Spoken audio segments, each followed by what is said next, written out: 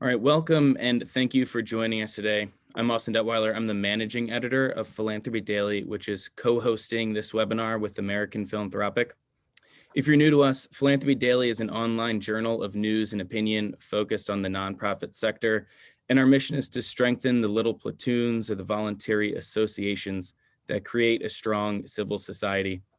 To that end, at philanthropydaily.com, we offer commentary on philanthropy, along with free advice for professional fundraisers. So when the virus stopped our lives and disrupted the work of fundraisers across the country, we pulled together a webinar series to support fundraisers trying to navigate those uncertain times.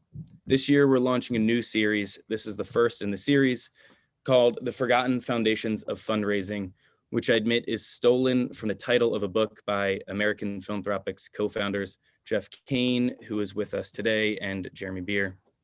So through 2021, we'll cover 6 key areas of fundraising, putting American philanthropic leaders in conversation with industry experts to help you with your fundraising and answer your questions. Today, we're discussing Charitable Foundation grant-making in 2021, and we have Jeff Kane to lead the conversation with 3 great foundation leaders. Before I hand it over to Jeff to get things rolling, I just want to invite you to send any questions you have into the Q&A tool or the chat function at the bottom of your Zoom screen. After Jeff asks our panelists a few questions, we'll spend the remaining time on Q&A from all of you. Last thing, if you enjoy today's conversation, let me just tell you about 2 more chances to stay involved and learn more. On Thursday, March 11th, Jeff Kane will be joined by Ian Bernhoff. That's American Philanthropic's managing consultant for writing and communication. They'll be hosting this year's first In the Trenches masterclass. So these are our no-nonsense, hands-on classes. Imagine your sleeves are rolled up, you're in the dirt trying to learn how to improve your grant writing as you get into the details of constructing good LOIs and good proposals with other fundraisers under the guidance of Jeff and Ian. You can learn more about that on our website, americanphilanthropic.com. Just use the masterclass button at the top of the page. Right now, you can sign up for all 6 for a 33% discount. Next Thursday, the 25th, we're hosting a Scotch Talk with Jeremy Beer, along with Kyle Vandermeulen and Mallory Staley. You can join them at 4 o'clock Eastern time on Thursday for a casual conversation about foundations, research, and whatever other interesting questions come up over drinks at the end of the day. If you're in California, it'll be drinks at 1 o'clock, and you can take that up with your boss. You can sign up for that for free on our website. This time, use the events tab at the top of the screen. I know that's a lot of info, so the other option, you can shoot me an email. It's austin@americanphilanthropic.com, and I'm happy to answer any questions you have. I'll put my email in the chat function so you can follow up. With that, I'll introduce Jeff Kane. Jeff is a founding partner of American Philanthropic, though he was recruited in 2016 to become the CEO of CrossFit, the global fitness company. He led that until the company's sale in 2020, at which point he returned to American Philanthropic. Prior to founding the company, Jeff worked for several charitable foundations and nonprofit organizations, so he's been on both sides of the aisle there. Jeff also has a PhD in English literature, and he served as a combat motorcycle operator in the Marine Corps, which I add because I think it's the most interesting thing I've been able to read in a bio. So with that, Jeff, I'm going to hand it over to you. Okay, thank you very much, Austin. We'll get started here with questions straight away, but let me begin with some brief introductions. This was not by design, but as it turns out, we have 3 great Pennsylvanians with us today, and all residents or former residents of the Keystone State, which our first panelist, Mark Henrie, describes as the virtuous state. But it is the very person who has made such great laudatory comments about Pennsylvania, who abandoned Pennsylvania for California, and is the president of the Arthur N. Rupe Foundation in Santa Barbara, California, and that's Mark Henrie. Mark, will you just sort of hold up your hand so people say, yeah, okay, so that's Mark Henrie, and Mark and I worked together for many years at the Intercollegiate Studies Institute back east in Delaware.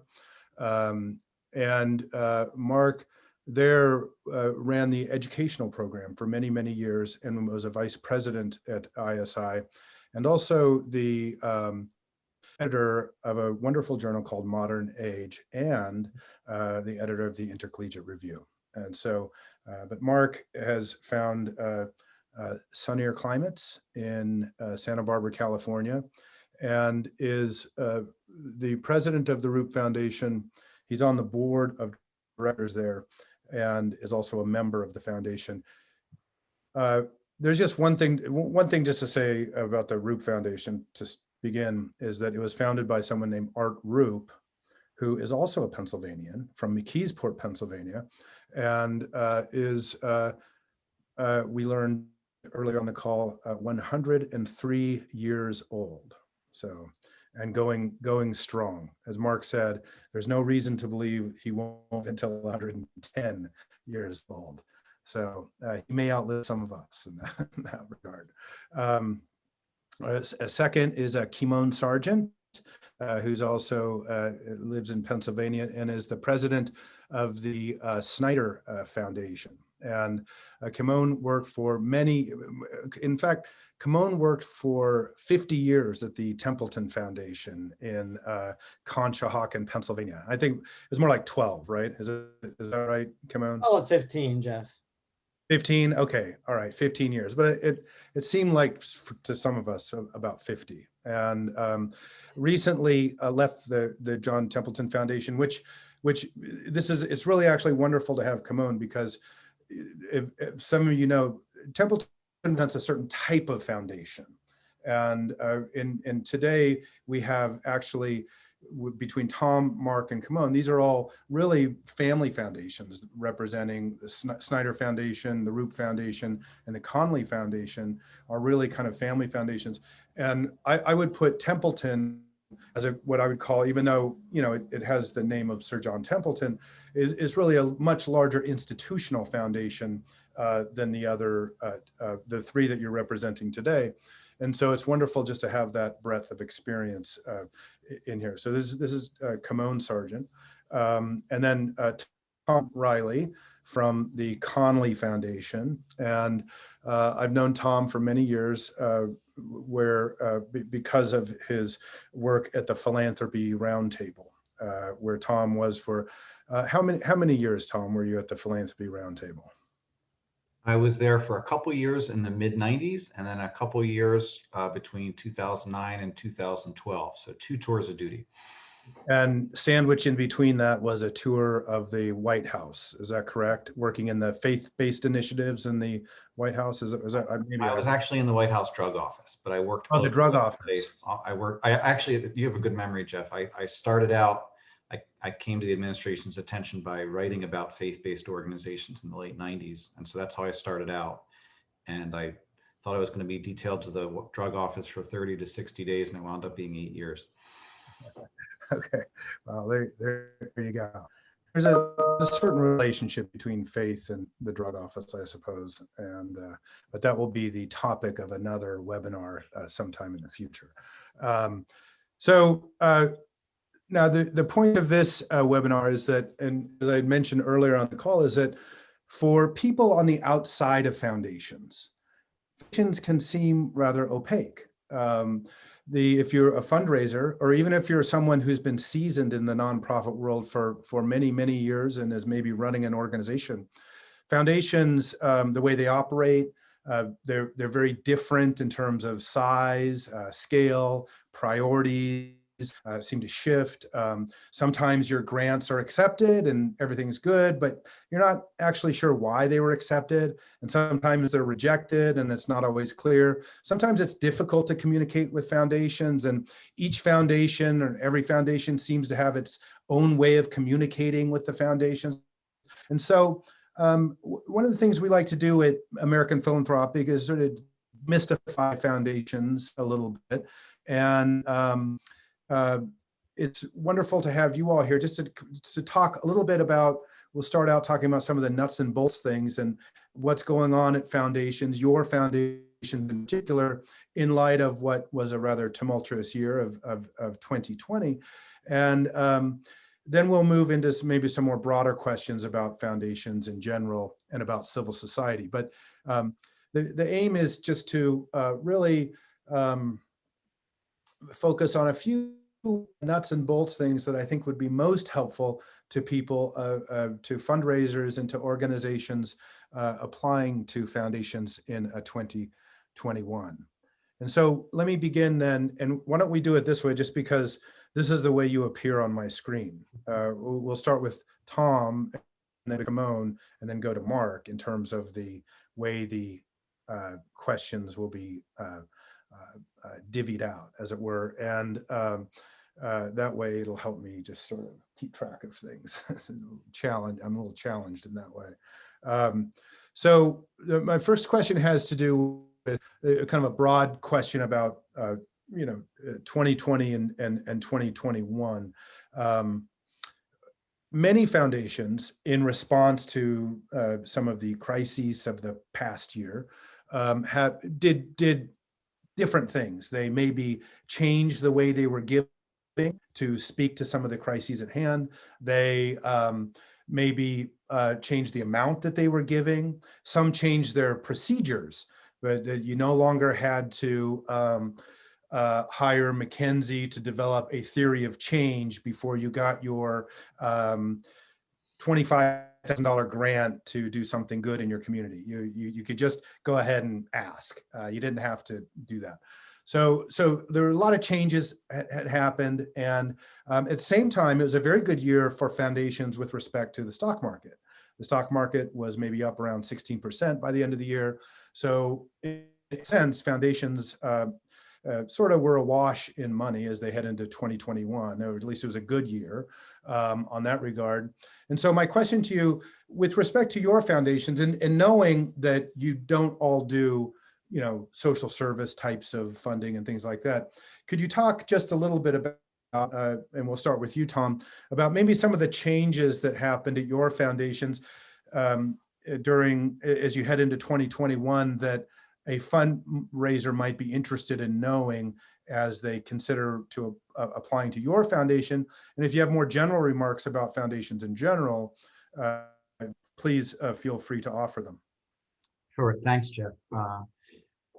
Yeah, 2020, I hope that some of the lessons for 2020 aren't going to be applicable in the future, because it was such a crisis moment. What we it started out as a public health crisis, but very quickly morphed into a economic and social crisis, especially among the poorest here in Philadelphia. Our foundation is exclusively focused on the Philadelphia area. So as a place-based organization, our board was very gung-ho and enthusiastic about the idea of digging deeper. So we almost immediately increased our grant budget for the year by about 30%. And kind of went to a very aggressive and proactive role in terms of grant making. We're typically responsive, like most foundations, or like many foundations. During COVID, when you couldn't go out and you couldn't see people, it was really hard to do due diligence. So we were not really open to new organizations, and I think a lot of places did that too. But rather than wait for a lot of the organizations we do support, who might have been in all kinds of crises situations, to send in a formal proposal, we really streamlined our process. And one thing we did is we reached out to all of our grantees from the last 5 years and said, please submit proposals through an expedited process, anything that you have that's COVID related. And we wound up making a record number of grants, both in terms of number and an amount, just to be as present as possible. We did what a lot of other foundations did too, I think, which was convert grants that were for different programs this year that were impracticable into general operating support. And we accelerated payments from 2021 and 2022 into last year because people needed cash then. I feel like we were very fortunate because our board was much more focused on helping than on maintaining. I was kind of struck talking to a couple colleagues whose boards understandably responded to a sense of crisis by like kind of hunkering down.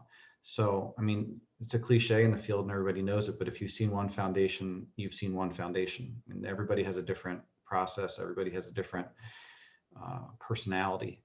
And I'm just really grateful to our board that they really pushed the gas for us to get as much cash out as possible, and with a special emphasis on the organizations that we already know. That's another virtue. It's another benefit of having of being place-based and place-focused. You're not introducing yourselves to the grantees or vice versa. You know them, they know you. You can have candid conversations. So, I mean, it feels perverse saying it in a way. It was such a terrible year for so many millions of people and for our country. But in terms of doing what we were supposed to do, I think it was a really good year for our foundation. Yeah. All right. Thank you, Tom. And again, Connelly is really focused on the Philadelphia area in its grant making. And so in that way, it's exceptional. Although Snider Foundation also has a portion of its portfolio, correct me if I'm wrong, Kimon, that focused on the Pennsylvania or Philadelphia, maybe mid-Atlantic region, is that right? And then a broader portfolio as well? Yeah, that's right, Jeff. There's a community portfolio, and that's frankly defined by the communities in which the family board members live. So that still includes Philly and Pennsylvania generally. We have board members in Santa Barbara and Boston and New York, and there's a historic family tie to Maine. So those are the geographic areas. So, but don't move to one of those areas just to submit a grant application. Just generally, so one of the big changes for me at the Snider Foundation compared to Templeton and before that at Pew is it's a board directed organization. So staff has I have less autonomy than I might have in other places. But one of the things I really like is the vast majority of our grants are operating grants, general op, for 1 year. So there wasn't a lot of pivoting necessarily for the foundation in terms of the main grant making portfolios. I think there was a lot of follow up with grantees just in terms of, here our initial budget might have had this much for travel and kinds of things that people were not able to do in light of COVID, and maybe more in technology. So we tried to be very responsive just in terms of revising budgets as needed. And there are a couple of ways in terms of responding to COVID that I think family members identified some opportunities. One of them is in Philadelphia to help support a startup fund for restaurant workers whose livelihood was really impacted by COVID. So there's, I think, some short-term responsive work that board members identified nonprofits that they wanted to support. So I think that's the mix of things that we did specifically in light of the challenges this year. Is there any aspect of that, Kimon, that will hold on going into the future? Like, in doing that, did you say, hey, there's something about this that worked really well, or that didn't work so well that we're no longer going to do, or that worked well and we're going to continue to do this in the future? Or was this, as Tom was suggesting, it was actually a horrible year, and even though we may have learned some things, maybe we don't want to have a year like that. We're hoping we're not going to have a year like that again. Or were there things about this that you learned at the Snider Foundation that said, no, this is actually a pretty good way of doing business in certain ways, and we're gonna continue to do it this way in the future?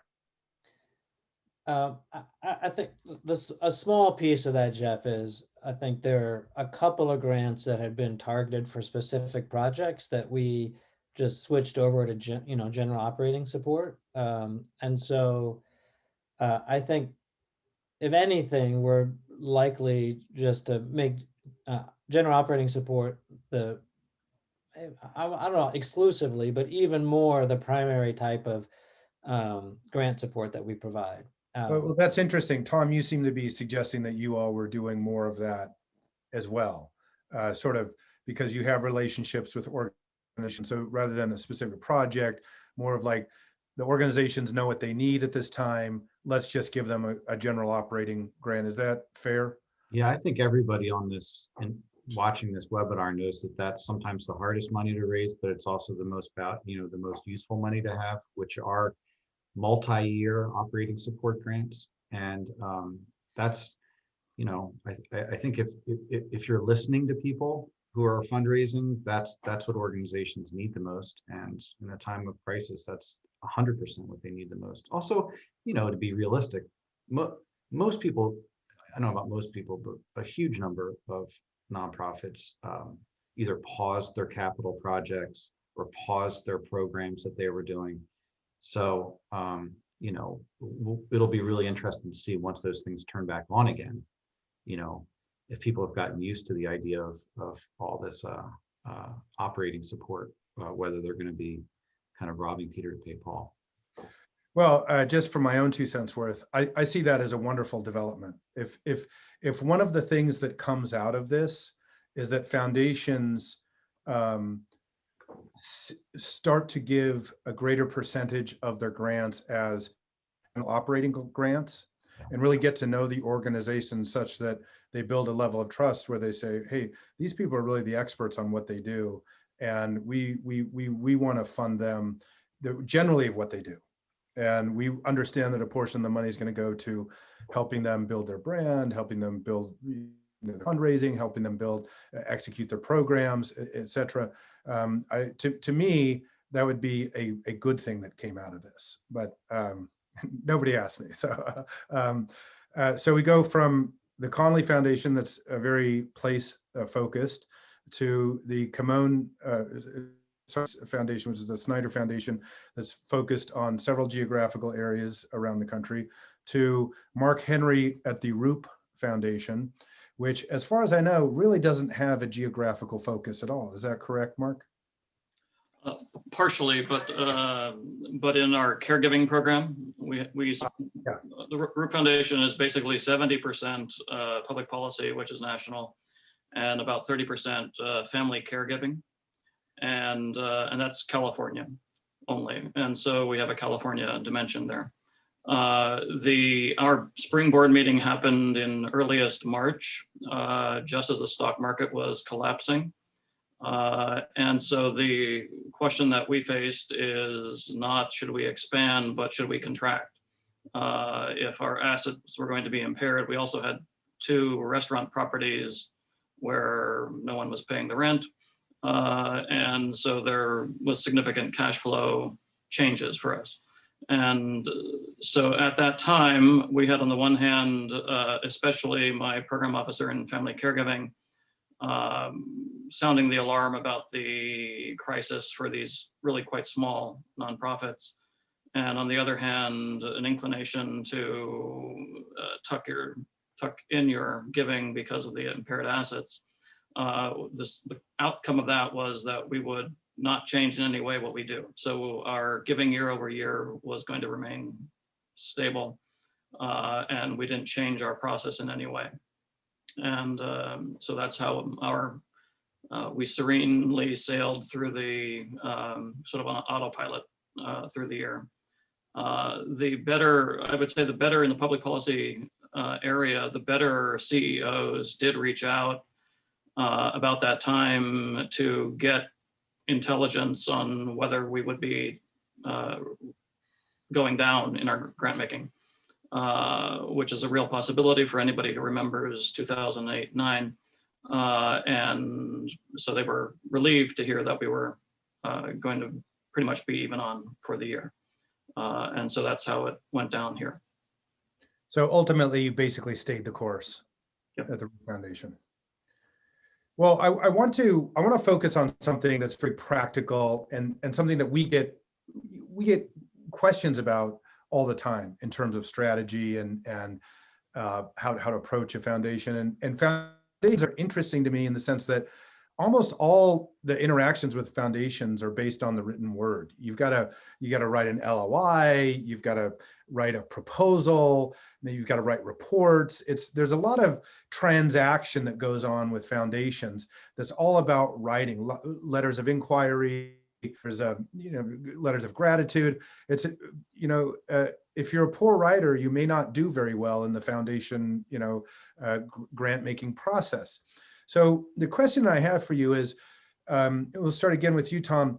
When you interact through the written word like this, through proposals and LOIs and whatever, what stands out to you about the writing itself? What makes a good, if you give us some qualities that make a good grant application, or that wow, this LOI really stands out to me for reason.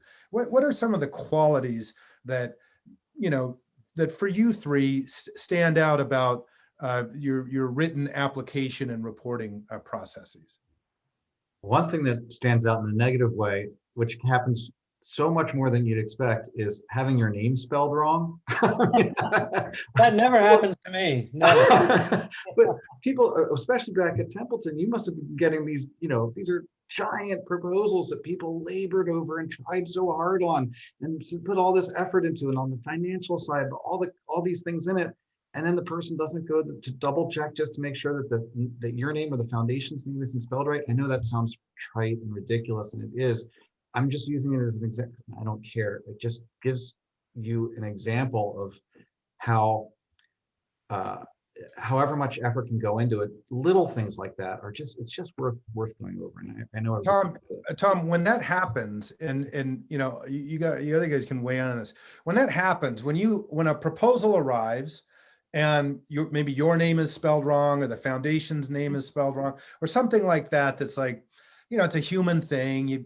People, how does it affect your, maybe you don't, reject it out of hand, but does it trigger something in you that says, what does it say to you? What does that trigger in you? You've called attention to it. What does that mean? It ties into just your question, Jeff, which is that it shows that the person didn't care, however good the writing was, the reading and the intent and the care wasn't there. You're talking about the importance of writing on this. Can I flip it around a little bit? I think that there's there should be a lot of emphasis on reading too, in addition to writing.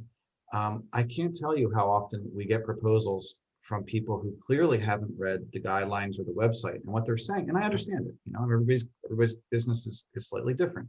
And if your business is, how do I get money from this foundation? The first thing you might think is like, well, okay, how do I do the best possible job of describing what we do?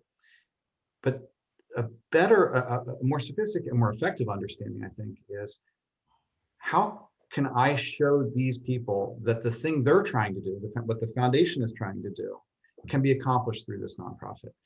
And I know that foundation websites can be really airy-fairy with lots of flowery, flowing, hard to pin down language. But a lot of times they actually mean what they say, and they actually are trying to do the thing that they say that they're trying to do.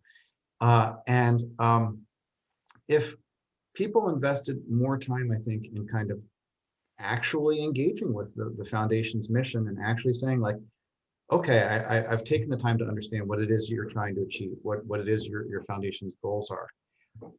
This nonprofit actually is a great means towards that end. Let me explain how that is, as opposed to doing the best possible job of describing what it is that you're doing outside the context of what the foundation's doing. I know that sounds really simple, but it ties in with things like not spelling a name right, which is you're so focused on saying like, no, let me tell you about this wonderful program that we have that helps kids do X, Y, or Z. I think that a lot of that effort is more effectively spent if it's trying to connect what the foundation is doing to a part of what you're doing. If Austin is going to roll his eyes because he heard me say this yesterday. But like if it's so much less appealing for most foundation executives, I think, to hear, we've got a capital campaign of X amount and we want you to give Y over X, and that's the inspiration here. That doesn't suggest that that the grant writer really spent much time or care on what the foundation was trying to do. If instead they spend their time saying something like, we've got this big campaign that we're doing, but there's a part of it that really speaks to your mission, and it's this classroom or this program within it or this position or something. And that really aligns with the thing that you said that you're trying to do on your plan or on your website. And it really connects with other grantees that I've seen that you have. That's a whole different, that's a whole different kind of conversation. That's much more engaging than a beautifully crafted proposal that doesn't suggest any interest or connection in what the foundation's goals are. Yeah, that's a really good point. One of the things that we tell a lot of our clients is that, you know, the accident of your 25th anniversary or your campaign is not a reason for anyone to give to you. It's just a moment in time. And it's nice that you're going to have a big dinner and everything, but it's like, well, what is that, you know, how to, again, it's a really wonderful way to put it, is that to understand foundations is you have to know that they have a mission that they're trying to, and this is not just true for foundations, this is true for donors in general. They're trying to, you're the vehicle through which they're trying to achieve their mission. Exactly. And so you have to understand and articulate not what you're doing, but that's a part of it, but how in doing that, it helps the foundation or help the donor advance their charitable purpose.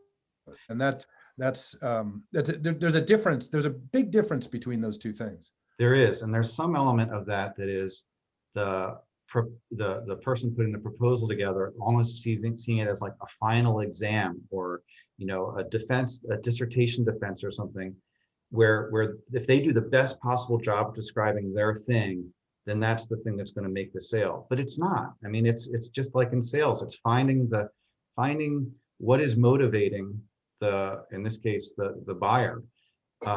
And I'm surprised at how often smart people don't approach it that way. Kimon, what stands out in a proposal or an LOI in terms of its writing, after you get past the affront of their spelling your name incorrectly? What stands out for you? I've got a couple of quick summary points, and I'm not saying to start that if it's addressed to Ms. Sargeant, it's dead on arrival, but it's possible that it is. I was less forgiving when I was at Templeton because my picture's on the website. As some of you know, the Snider Foundation website does not have a lot of information. We'll see if we can change that in the future. But so a couple of quick points. So good writing matters a lot. More is not always better. So like putting more words on the page, maybe it's really well done, but I think just clarity about what you're about, what you're trying to do is a great help. A quick statement, especially because our website, you know, it describe American values and Jewish culture and survival and community in a sentence, so it doesn't tell you a lot. So the 990 is your friend. Go look at the 990. Who are we funding? All right, who's a similar organization? And frankly, I think it's helpful. There are a couple of risks. Well, first, what's helpful is where's what you're doing complementary with what other organizations are. Like we're in the ballpark with these groups and we have this different emphasis, right? That's a really helpful application, because it's also, you know, we need to make a case to our board. Like, why do we want to add this organization? So if you can outline what your competitive advantage and distinct approach is just clearly, and even in contrast to others, not in a zero-sum way, but just like we're focused on this, that's extremely helpful. Also, I mean, I think you know the aphorism that strategy is what you say no to. So if you can describe clearly what you're doing, and even here's some things we're not, right? And right, this is a summary paragraph, right? We're focusing on reaching 16 to 25-year-olds, right? Or post-college students, and this is our model, and you can just describe it clearly. That's great. I think what is helpful for everybody to keep in mind is at the end of the day, we're sending, at least at the Snider Foundation, 2 to 3 page write-ups to our board. So our job as staff is to summarize the information you're giving us, but we need to make a punchy, compelling case to our board members because they could get over 100 pages worth of material. So If you can help us understand the mission and explain it clearly to board members, then that's really helpful. Yeah, that's very good. And we're going to get into that. Then the next round of question here is about the process of what happens to a grant when it goes into your foundation. Hey, Jeff, one more thing just before I forget, which is, here's just one other don't do, which is don't set off my BS-ometer, right? So we have the revolutionary plan to create a new enlightenment in Western civilization in the next 200 years. You know, like, you've sunk yourself already. I mean, maybe you have some details under that are modest and realistic and look good, but if you give me a lot of hyperbole, I'm rolling my eyes and really skeptical from everything I read after that. Yeah, that's a good point. I removed about 25 adverbs from a proposal the other day that someone had drafted, and it's you know, count your adverbs and your adjectives. Anyway, Mark Henrie from the Rupe Foundation, what stands out to you in terms of writing in proposals? I think that the writing matters a whole lot. There have been 2 occasions in the last 7 years that I've been here that I was so delighted by a grant report, or in one case a proposal, that I actually phoned up the CEO and said, you should give a bonus to this grant writer. This is tremendous work. And what it has is, it has the end in view. We're oriented to policy change. That's what we're doing. We only fund projects that are trying to achieve some sort of policy change. So it's clear about what the general policy is. It's clear about the particular lever that you're going to pull. It's clear about where you stand in the larger 5-year process. It's clear about what you've done and why you are at this point, and it's clear about exactly what you're then going to do. I'm actually surprised by some of the proposals we get that are bad, which I've had the phone conversation with the executive director or something like that, and he's given me the pitch on the phone. And the proposal is basically, I could have written it myself from the phone call.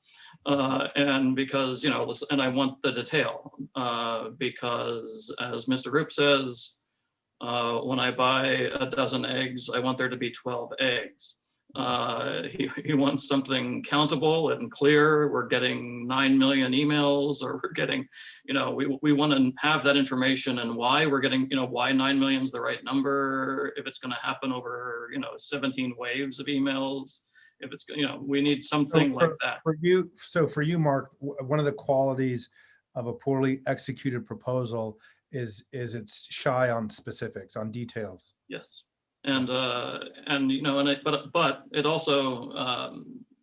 also essentially just gestures towards an item. It doesn't show that the organization has an awareness of how they fit into the overall policy process and why they're well positioned to do this. Mm-hmm. So that would be what I would say. That you should start with the end in view. Where you want to be, where you want to get to. So this is actually, I've actually just listening to this, it's brought a few things to mind. And one of the questions, and so again, this goes back to Tom's anecdote. If you know one foundation, you know one foundation. It seems like every foundation has a different process, and even just in hearing from Kimon, we learned that the Snider Foundation is largely driven by the board and their decisions, and even in terms of the regions they represent and this type of thing like that. That's not atypical for a family foundation. You see that quite a bit, especially in second generation family foundations. Mark, it sounds like maybe the staff, and because the Rupe Foundation doesn't have a large staff, a lot of the decision making, there's probably a lot more discretion at the staff level at the Rupe Foundation than maybe the Snider Foundation. And Tom, I don't know, I don't have a sense of that with the Connelly Foundation, where the discretion is. I mean, in some foundations, for example, nothing is funded unless it's approved by the board. There's no discretion whatsoever on grant making per se.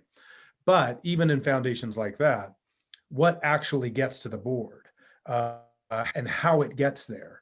It gives the staff a lot of discretion, even when they don't have what I would call grant-making authority per se. How is it at the Connelly Foundation? How does that play out? That you're right that there are different, every foundation is different, but within a lot of them, I think this is not atypical. Dollar amounts, grant amounts above a certain level are board grants. Below a certain level, the staff has a lot of say on. At our foundation, that number is $100,000. It's an arbitrary number, but it was a way to sort things out. But I want to follow up on something that you said, Jeff, which I think is a really important thing for grant seekers to understand, which is the staff, even in foundations where the board is making decisions, the staff have a big role. The staff are doing a poor job if they say, this came in the mail, here, you guys decide. I mean, there's a lot of filtering that goes on, and a lot of that some of that filtering obviously has to do with the screens that are set by the, either bylaws or the grant making processing. But a lot of it has to do with whether you want, whether you as the staff want that proposal to succeed. I mean, by the time we're putting something before our board, we want it to succeed. We wouldn't have given it to them if we thought it was junk, or if we said, well, if you want to fund this, go ahead. If getting the staff on your, I guess what you could say is, if you were the foundation person talking very candidly to the grant maker, to the grant writer, you'd say, help me help you. Think of the kinds of things that our board cares about, which is, as you talked about, you see from the 990 or from other grants. And the more that you can put it into an apples to apples format, that you can say, like, look, this is like those other things that you loved funding. You touted this organization on your website because they were doing X, Y, and Z. Look, we're doing just those exact same things. And look how, those are the things that you're proud of. The more that you can do the work of putting it into a format that I can easily and enthusiastically and confidently take to my board, you're helping yourself by doing that. But again, that's not going to happen if you don't spend the time discerning what it is that the foundation's trying to do. Jeff, I'm going to give you a quick, go ahead, come on. quick analogy in that front. So we're definitely board directed. I'm going to just quote a movie we've watched too many times in my household, My Big Fat Greek Wedding. So the board is the head, like the husband, and the staff is like the neck. And we turn the board's attention to the things that we think are worth paying attention to, or we might turn their attention away from ones that, are over-promising others. So board directed, but, staff a very important role in just shaping what they see and how they evaluate it. This is interesting because, and so when you think about, there's 87,000 foundations in the country, they're all kind of idiosyncratic, and everything that you're describing actually puts more of a burden on the fundraiser, right? To sort of divine what your board is going to find interesting, or there's a lot of work here, okay? And there's another barrier that I want to talk about and get your thoughts on, because every fundraiser is confronted by the statement on a foundation website or giving portal or whatever. It says, we do not take unsolicited proposals. We only apply if you've been invited or whatever. Or some foundations have a form to fill out and this type of thing like that. My advice to fundraisers is to take stock of that and then figure out a strategy for getting around that. Over time, that pays off. We can show that through our studies that okay. Having said that, what are the barriers of entry to your foundation? Can anyone submit a proposal? And I'm not trying to drum up foundation proposals for you. I just, can you speak to, is my advice bad advice? Like if a foundation says we don't take unsolicited proposals and I'm a fundraiser, but I know, because I've done the stuff that you've said, Tom, and Kimon and Mark, I've looked at your 990s. I can see what you're trying to do. And I've got this thing that I believe will help you advance your charitable purpose. But you don't know about me, and there would appear from your website no way for me to go through a channel that you've provided. So what do I do? Do I just move on to the next, or so that's my quandary as a fundraiser. Talk to me about that, about what we don't accept unsolicited proposals, or we do, or whatever. How should I interact with the foundation then? And if you maybe talk about what happens at your foundation, and if you want to generalize about other foundations too, that's helpful. What I'm looking for is some helpful advice for people who are fundraisers when they're confronted with those types of barriers that foundations put up. Can I take that? Can I start on that one? Sure. I would say that send me an email, a pitch email asking for a phone call. I'll probably ignore it, and then send me another one again in about 10 days, and I'll probably ignore that one.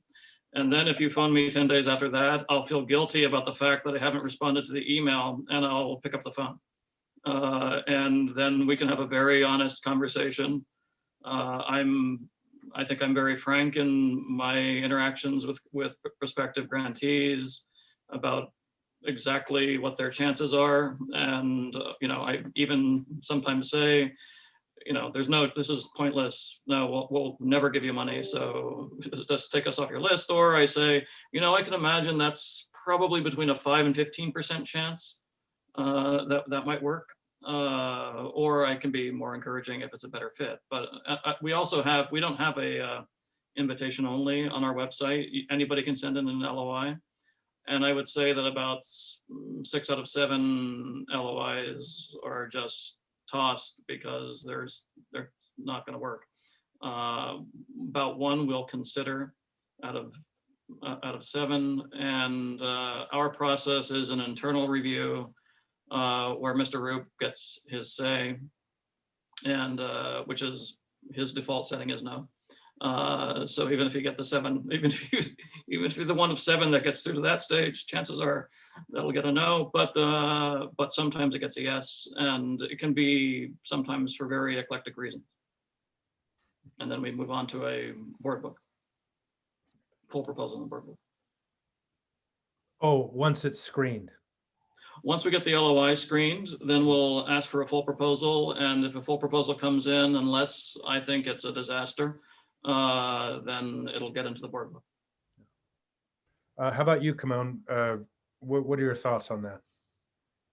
Jeff, in your question you said before, it's like, should you ignore these barriers and try any means necessary? So I can imagine a lot of really inappropriate means. So no on that front.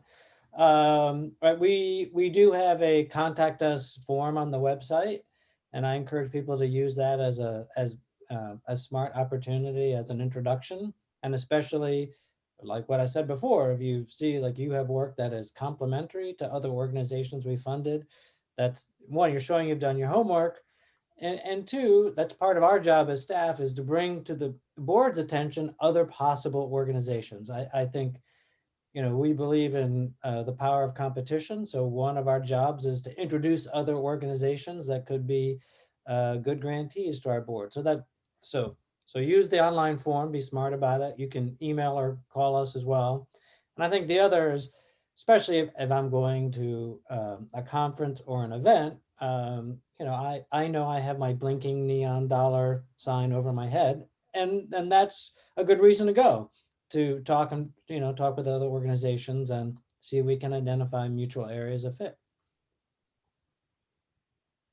Very good. Are in ordinary times when there are conferences and things like that, and foundation executives attend conferences, and there's nonprofits there, is that a good time to meet? If I'm a prospective grantee, is that a good time for me to go introduce myself to you? Should I try to contact you in advance of that meeting if I think you're going to be there? How are you brought up meetings, and to me, that's always been a way where a lot of that kind of thing goes on. What is your view, Kimon, on that? Is that a good place to meet up with you? Yeah, absolutely. And I think that's, I mean, right. That's why when we're out of this COVID lockdown, I think those in-person meetings will still be valuable. We may cut down on some of, trips for oversight, let's say, but I think it's a chance, right, to get ideas, meet folks, and right, we have as staff, an interest in bringing good ideas, new possibilities to the board. So that is something I'm trying to do at conferences and events like that. So yes, is the answer. How about for you all, Tom? How does one approach the Connelly Foundation, and what's your advice to fundraisers if they run into the barrier of, we don't accept unsolicited? You've been involved with lots of different foundations and donors over the years. What's your advice? How do you approach that? We're an older foundation. We've been here for 65 years, and so again, we have kind of long relationships, long kind of roots in the community. So we're wide open to people sending in proposals. Again, I think that if we're being good kind of philanthropic citizens, the obligation is on us to be clearer about what we're looking for. And when we get a lot of stuff that we don't like, that's largely our responsibility for not being clear about what we are looking for. Yeah, we're wide open to proposals that are within the region. Once we adopted a strategic plan, you'll be happy to hear, Jeff, our declination rate went way up because it was a lot clearer. We had brighter lines. We had a more robust and non-arbitrary way of saying no to things. I like Kimon, blanched when you said the by any means necessary part. I think my Wi-Fi was just about to give out and I was about to click leave. But but that's part of it too, which is our obligation is to be clearer. So it's not just, the very frustrating model for nonprofits of, I work hard on this proposal, I put it into a nice package, I throw it over the foundation wall, and I hope it comes back with money attached to it. And maybe it does, and maybe it doesn't. I don't know why. I mean, that's not a very good model, but that is the model for a lot of foundations. So we try to be transparent with people ahead of time, and then also in saying no, it's hard to do, but I think it's healthy for people to say, well, you simply don't fit into the program areas we have, or you simply don't fit into the strategy of what we're doing. To the extent that you can kind of make it clearer and make it depersonalized, that's really helpful. I will say, and I'm sure there's a fine line, Jeff, in being persistent. And I'm thinking about Mark's 3 emails example, which does ring uncannily true, except that you also have to be willing, when somebody explains clearly why, we build playgrounds, this foundation doesn't fund playgrounds. If you keep saying like, yeah, but our playground is really special and really different, you really, if you just knew about it, need to know, that's obnoxious. And I know that's it's the job, but there is a line, when people are willing to be open and friendly, like Kimon at a conference or something, but you also have to be able to take no for an answer too, if the person is doing you the decency of being clear with you. Yeah. I think you have to be persistent. I think that's a really good insight, because there are Mark Henries out there in the world that who are very busy, have a lot of things going on, but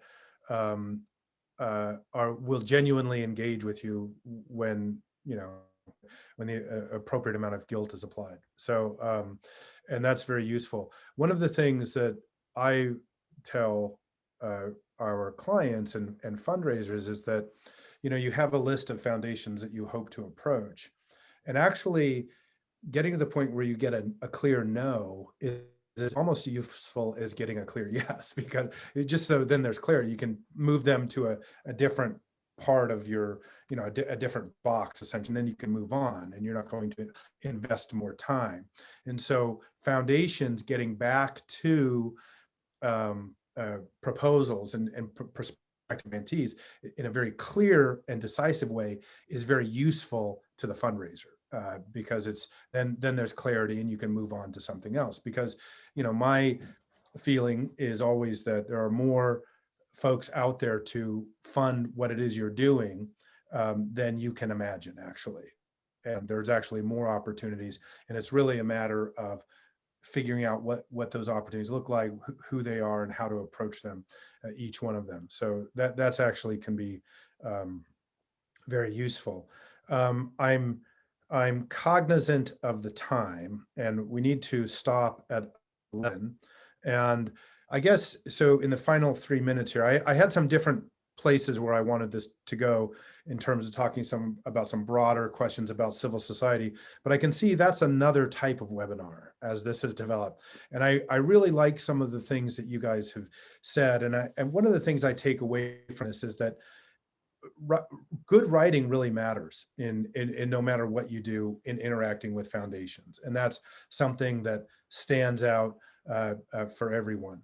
The other thing I wanted to just ask you, if in the last minute or two, if you have some advice in general for fundraisers in terms of foundations.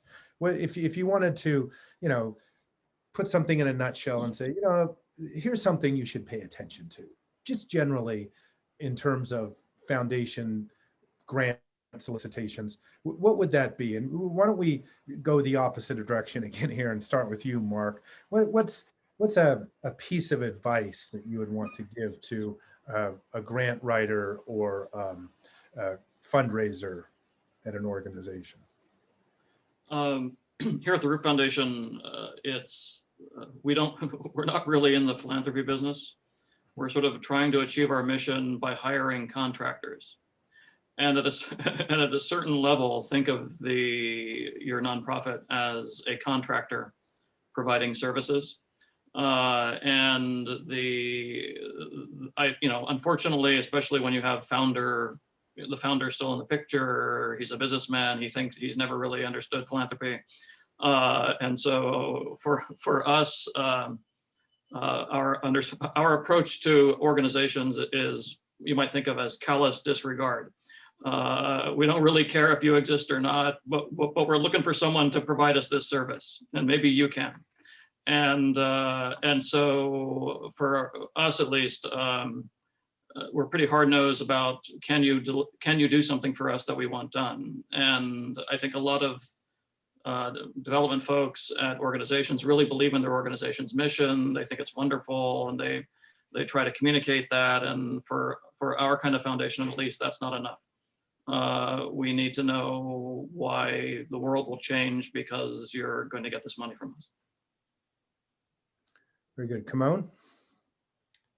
I'll just go back briefly to something I said before in terms of kind of thinking about, so doing your homework, and there's a puzzle of here there are organizations in the landscape, let's say particularly in what we call our American values portfolio, which Templeton language would be like freedom and free markets, and Jewish culture and survival. So you can see who are funding in there, right? And is it strategic litigation or public education or focusing on K-12 or college students?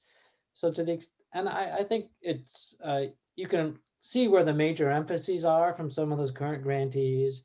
And so if you can place yourself on that map and we complement this group in this way, or we have a distinct emphasis in social media or training teachers or whatever it is, like your distinct kind of strategic approach, that's what will especially get my attention, and I think a lot of program team members. Yeah. Thank you. Tom? I always appreciate and enjoy Mark Henrie's clarity. It's bracing. But we're actually a little bit the opposite. I mean, we are, again, place-based, and we are very committed to a lot of these, the do-gooders, if you will, in the area, and anxious and eager to meet more of them. That being said, or down that road, we have I think a really, if you're doing something great, again, we all like to think we're doing something great, but those of us who are involved in organizations that are terrific really kind of know it. And if it is something that's, you know, a terrific light, rather than, I mean, yes, Jeff, you got to explain it as beautifully and clearly as possible, but getting somebody there is even better. If there's some way that you can get the person to see the actual thing, that's going to be much more powerful than any great way that you describe it. And I can't tell you how many times I've read a proposal or multiple proposals from an organization. I thought, yeah, it sounds pretty good, or this or that. And then it's an electrifying difference to actually be there and see what they're doing in person. Now, it can be the opposite too, if what they're doing is kind of boring or uninteresting. But when you've got something great, try to find whichever way you can to get people there. And I have one other tip that I am very hesitant to deal out, and I am my price that I'm asking for the audience is that you please, I'm begging you, never use this on me. Use it on these guys and other people, which is a great way. If you can do it, is if one of your current donors has a relationship with somebody at that foundation, if one of your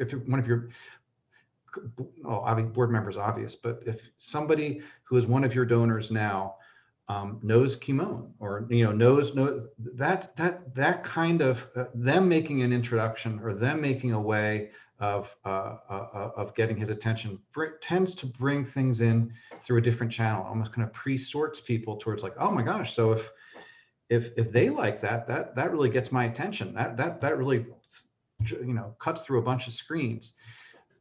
It's not a guarantee, but it is a really confidence building approach.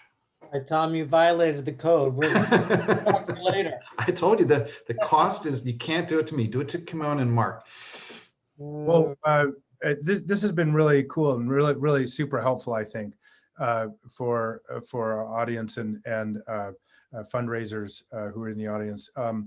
I had a whole bunch of questions I wanted to ask more generally about civil society, and I'm hoping that all three of you will agree to come back and do another webinar where we talk about fundraising, but we talk more broadly about, because all of you in my mind are real experts because of your backgrounds and because of your own interest in civil society, American civil society.